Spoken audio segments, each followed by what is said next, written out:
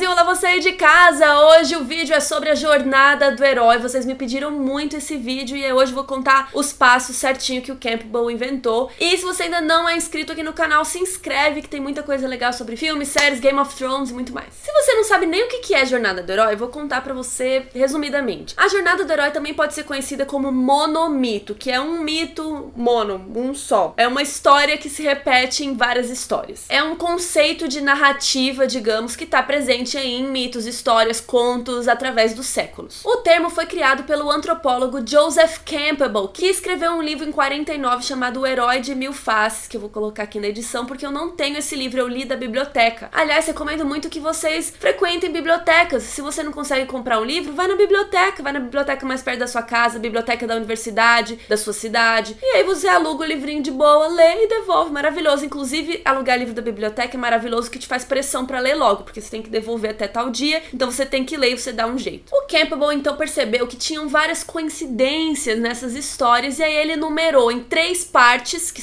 seriam 3 atos, e 17 estágios que o herói sempre passa. Essa ideia de monomito é uma ideia pra você entender mais ou menos como os heróis funcionam, e herói não tô falando super-herói, herói eu tô falando um personagem, tá? Só que a gente sabe que nem sempre o herói passa por todos esses pedacinhos da jornada, às vezes eles invertem a ordem das coisas, que é basicamente aquela coisa, como você subverter uma coisa que já é clássica, né? Você aprende o clássico primeiro pra depois você subverter. Então por isso que é importante você aprender a jornada do herói pra você ser um escritor, autor e tudo mais. Mesmo que você não vá usar essa jornada, é bom você conhecer pra você saber como que funciona. E com base no que o Campbell escreveu, vários autores criaram as suas versões aí da jornada do herói, e uma delas é criada pelo Christopher Vogler, que é esse aqui, que ele fez A Jornada do Escritor, que é uma versão, digamos, simplificada da jornada do Campbell. É uma história tão comum que, se vocês forem perceber, Jesus Cristo passou pela jornada do herói, Hércules, Buda, Prometeus, vários mitos e histórias antigas passam por essa jornadinha, e a gente sabe que tem vários heróis que a gente ama dos filmes, assim, mais modernos, que também passam bonitinho pela jornada do herói. Um filme, por exemplo, que eu notei que tava, assim, bem certinho dentro da jornada do herói, era o filme do Angry Birds. Sim, então, assim, muitos heróis passam por isso, como Harry Potter, tem Star Wars, tem a Katniss de Jogos Vorazes, tem um monte. Então, assim, você pode usar a jornada do herói como um guia pra você se inspirar, pra você escrever, e você pode aprender a jornada do herói justamente pra subverter e tentar mudar um pouco aí as pecinhas. Então agora eu vou contar todas as partes que o Campbell escreveu. Eu tô seguindo o Campbell, apesar de eu estar com o livro do Vogler aqui. Esse livro é muito bom também, recomendo. Vamos seguir a jornada do Campbell, que ele foi que criou o bagulho. E assim, ele divide em atos a história, mas não necessariamente esses 3 atos seriam os 3 atos de um filme, porque muitas vezes o terceiro ato que ele escreve aqui é bem no final do terceiro ato de um filme. Deu pra entender? Digamos que o terceiro ato do filme não é inteiro o terceiro ato do Campbell, né? É mais pro finalzinho. Mas assim, como eu disse, ele tá dando aqui um guia, e aí cada livro, cada filme, cada história que segue esse mito, né, essa mitologia, vai adaptando e muda um pouco. Eu só quis explicar essa coisa que ato de filme e ato do Campbell não necessariamente andam sempre juntos. Então vamos lá, o primeiro ato é a partida, a separação. Porque o herói sempre começa no mundo comum. E aí a primeira parte, o mundo comum e o chamado aventura. O nosso herói tá lá de boas, vivendo a vidinha dele, ele não é ninguém. Quando rola o chamado aventura, quando acontece alguma coisa que não necessariamente é uma pessoa que chama ele. Às vezes é uma pessoa, por exemplo, o Neo em Matrix. Às vezes não, às vezes é um acontecimento, por exemplo, com a Katniss, um negócio acontece com a irmã dela e ela se vê numa situação que ela precisa entrar na aventura. Então, por exemplo, quando o Harry tá lá, ele é um menino comum, ele tá maltratado pelos Dursley lá na família dele, até que o Hagrid aparece e fala que ele é um bruxo. E aí vamos pro ponto número 2, que vocês sempre vão reparar que a maioria das histórias, o personagem faz uma recusa ao chamado. Ele não quer ir, ele fica, não, eu não sou um bruxo. I'm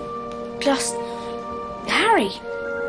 Just Harry. O Neo fica, não, mas existe um outro mundo? Ah, não, tô de boa, vou ficar aqui mesmo. O herói sente uma coisa assim de insegurança, ele sente que ele não é especial, então ele fica meio confuso e geralmente ele não quer ir. Alguns heróis subvertem isso, por exemplo, a Moana. A Moana é aquela que queria ir sempre, e aí ela tem o chamado e ela vai. Mas aí, por exemplo, eles já estão subvertendo a jornada do herói. E aí o ponto número 3 é que geralmente o herói tem uma ajuda sobrenatural ou um encontro com um mentor. Se vocês forem ver, quase sempre sempre esses filmes, assim, tem alguém que aparece mais velho, geralmente, que é o mentor da pessoa pra ajudar ela, pra incentivar, pra dar conselhos. Tem a avó da Moana, tem o Rei Mitch em Jogos Vorazes, que é literalmente o mentor da Katniss. Tem o Obi-Wan Kenobi em Star Wars, tem o Dumbledore, sempre tem alguém mais velho que aparece ali pra dar aquele help. E aí acontece o ponto número 4, que geralmente é um grande ponto de virada nos filmes, que é a travessia do limiar, ou seja, a pessoa vai pro mundo novo, o Neo toma a pílula, o Harry vai pro beco diagonal, a Alice entra na toca do coelho, a Moana vai pro mar, a pessoa finalmente vai pra esse chamado, pra aventura que ela não sabia que queria, mas ela decidiu ir, e aí é nesse ponto que o herói vai. E aí entramos no ponto 5, que é a barriga da baleia. Isso é uma referência à história do Jonas e a baleia, que ele passa lá dentro da baleia vários dias e tal. E aqui é quando o herói tá já nesse mundo novo e ele começa a passar por uma transformação, ele começa a entender como que funciona esse mundo. E aí a gente entra no segundo ato do Campbell, que é a descida, iniciação, penetração. E aí a primeira parte desse segundo ato, é o número 6, é a estrada de provas, são os testes. E em Harry Potter, literalmente, ele passa ali no primeiro filme por alguns testes junto com seus amigos, né, que ele tem que conseguir passar pra chegar na Pedra Filosofal. Então tem os testes, tem as lutas, a Katniss tá ali no meio, ela tem que lutar, ela tem que sobreviver. O Luke e o Han Solo tentam resgatar a Princesa Leia. Basicamente, o herói precisa ser testado. Então ele já viu como o mundo funcionava, mas agora ele tem que pôr à prova que ele é o fodão. Geralmente, nessa parte das provas, a gente perde alguns personagens. A gente, por exemplo, perde o Obi-Wan Kenobi, a gente perde o Gandalf. Em Harry Potter, ele acha que ele perdeu os amigos, né? A gente sabe que depois eles não morreram, mas ele vai perdendo seus amigos. E aí o ponto número 7 é chamado de encontro com a deusa ou aproximação da caverna, que é quando o herói tem que se provar mesmo, é quando o bicho pega. É hora de focar no que ele precisa. Ele já passou por vários testes, mas aí vai ter uma coisa, um grande teste final que ele precisa se provar. É quando o Neo decide entrar no prédio pra lutar contra os inimigos. É quando o Rei Leão lá, o Simba e a Nala decidem lutar contra o Scar e aí eles vão, sabe? Então é aquela parte assim, pã! E aí geralmente acontece o ponto número 8, que é a tentação ou alguma questão, algum problema que o herói tem que se provar. Por exemplo, quando o Duende Verde pega a Mary Jane e aí o Homem-Aranha fica confuso, será que eu salvo a Mary Jane? Será que eu salvo a população? O que eu faço da minha vida? Ou quando o Darth Vader tenta persuadir o Luke a passar pro lado dele. A mesma coisa acontece com o Voldemort, com o Harry Potter também. Ele fala, mas você é foda, você é o Harry Potter, você não quer passar pro meu lado? Não sei o que lá na cabecinha lá. Ou pode acontecer uma traição, por exemplo, o Gollum faz com que o Frodo se volte contra o Sam. E aí temos o ponto número 9, que é o confronto com o pai. Geralmente acontece aquele grande momento do confronto com o vilão. O vilão pode contar todos os seus planos, é nessa hora que o vilão fala. Ou, por exemplo, Darth Vader fala que é pai do Luke. Geralmente é uma figura paterna que aparece, mas como a gente sabe, em vários filmes acontecem de formas diferentes. E aí, número 10 é a apoteose. É o melhor momento do herói, por exemplo, num filme. É quando o Luke decide se unir aos rebeldes pra destruir a Estrela da Morte. É quando o Neo decide voltar lá pra salvar o Morpheus. Então esse é o momento da decisão. É quando o herói precisa fazer essa última coisa grandiosa pra salvar o que ele precisa salvar. E aí a gente entra no número 11, que é a conquista. É quando a missão foi cumprida, conseguimos, resolvemos. Quando o Harry salva a Pedra Filosofal, o Luke destrói a Estrela da Morte, o Frodo destrói o Anel, a Katniss consegue se salvar junto com o Pita. E aí a gente entra no terceiro ato, que é o retorno. E a primeira parte é o número 12, é a recusa ao retorno, porque o herói não queria ir, mas agora ele também não quer voltar pro mundinho básico dele. Depois que o Harry descobriu que ele é bruxo, você acha que ele quer voltar pra casa dos Dursley?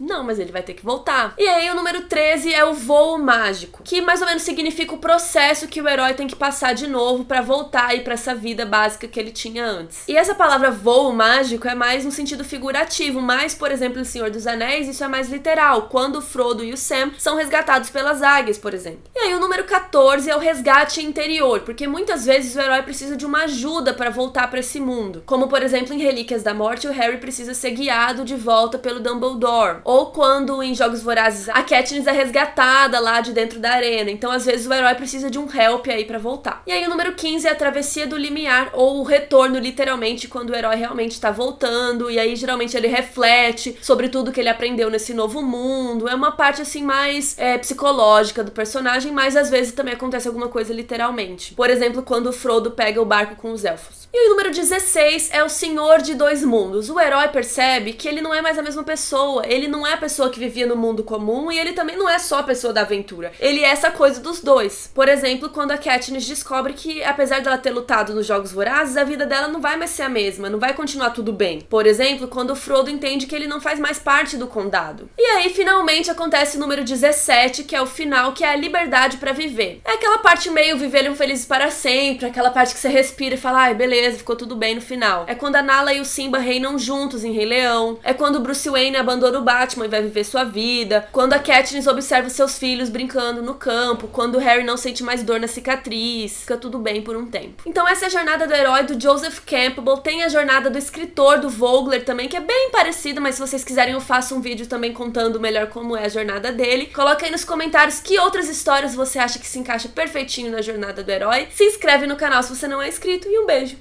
Tchau.